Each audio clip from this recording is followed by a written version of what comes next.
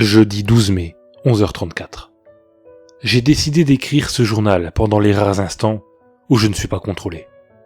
Tu te demandes sûrement de quoi je parle. Eh bien, je me suis rendu compte que toutes mes décisions, toutes mes actions, ne venaient pas de moi. Je suis contrôlé par une force supérieure. Je crois que cette force est presque toujours avec moi. Mais depuis quelque temps, elle nous laisse un peu. Sûrement à notre test. Mes parents ne remarquent rien. Comme si tout était normal. Ils agissent de la même façon. Ma petite sœur Christine est trop jeune pour comprendre ce genre de choses. Mais eux, ils devraient la sentir, non? Cette force, elle revient. Je vais quitter l'ordi. Je ne veux surtout pas que cette force se doute de quelque chose. Vendredi 20 mai, 14h30. Cette fois j'en suis sûr, cette force existe bien. Je l'ai sentie. Chaque fois que je voulais aller vers l'ordinateur, elle était là, m'incitait à faire d'autres choses, me forcer. Je n'avais pas le choix. C'est comme si mon esprit était complètement embrouillé. J'avais une idée fixe, puis celle-ci s'effaçait, et j'en avais une autre. Un bête exemple, mais je me dirigeais vers ma chambre pour lire un livre. Puis, j'oubliais que je voulais lire et partais manger. C'est pire que ce que je pensais. Elle peut nous contrôler de l'intérieur et lit nos pensées. Elle nous oblige. Oh non, je la sens qui revient. Samedi 21 mai, 8h. Ouf, elle n'est pas restée longtemps. Mais hier, il était trop tard pour que je revienne. Donc je suis là maintenant. Je relis les quelques lignes de ce journal intime et je me rends compte que je ne me suis pas présenté. Je m'appelle Sébastien H. Je suis un adolescent paresseux. Il y a une lapalissade dans cette phrase, non? Et j'ai une copine du nom de Sarah. On est ensemble depuis quelques semaines. C'est bizarre, parce que j'ai l'impression de l'aimer. Mais quand la force n'est plus là, je me rends compte qu'en fait, non. Jusqu'où cette force peut aller? Lundi 30 mai, 15h15. Je sais, je n'ai pas pu venir depuis longtemps. Je vais t'expliquer les événements bizarres de cette semaine. J'ai quitté Sarah, mais ensuite, j'ai senti la force et celle-ci m'a poussé à ressortir avec elle. J'ai vu dans ses yeux qu'au début, elle ne voulait pas me pardonner. Puis, plus rien, comme si lui avait pompé une partie d'elle-même. Et au lieu de s'énerver, elle m'a souri, et je ressors avec elle.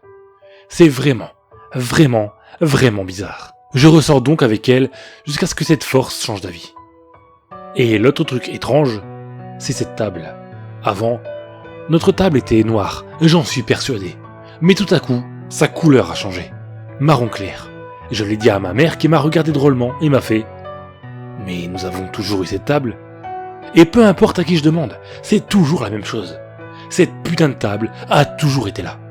Je ne comprends vraiment plus rien. Je suis en train de devenir fou.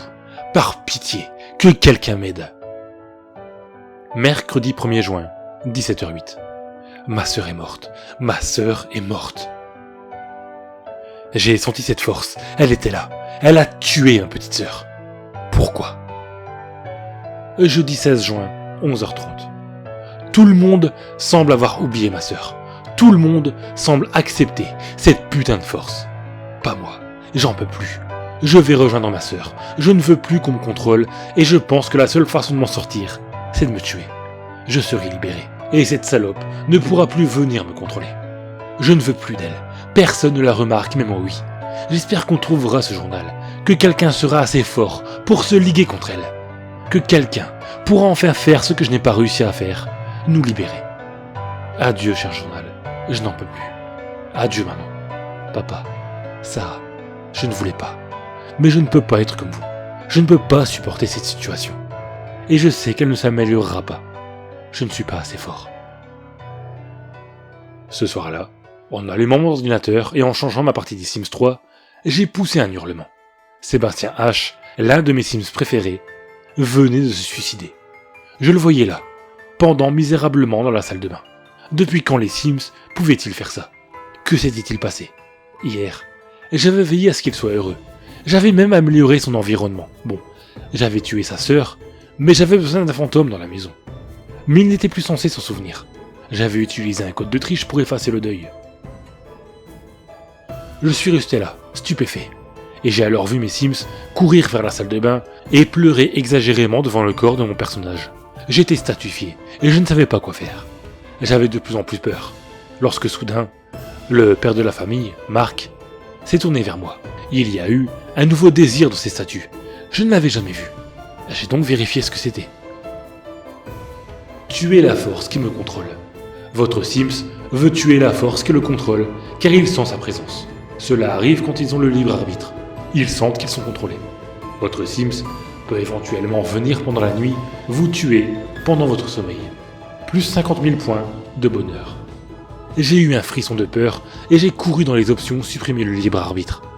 Quand je suis retourné à ma partie, le désir avait disparu et Sébastien était à nouveau là, sur son ordinateur. Je ne comprenais plus rien. J'avais peur. J'ai supprimé ma partie des Sims 3 et j'ai couru vers mon frère. Lorsque j'ai eu fini de tout lui raconter, il m'a regardé bizarrement. Je vais te mettre de nouveaux Sims. Tu as dû télécharger un truc qu'il ne fallait pas, ou simplement rêver. T'en fais pas. Un jeu ne peut pas tuer. Ouais, t'as raison. Mais le libre arbitre, pour moi c'était fini. Je préférais tout contrôler. Et qu'aucun de mes Sims ne le sache.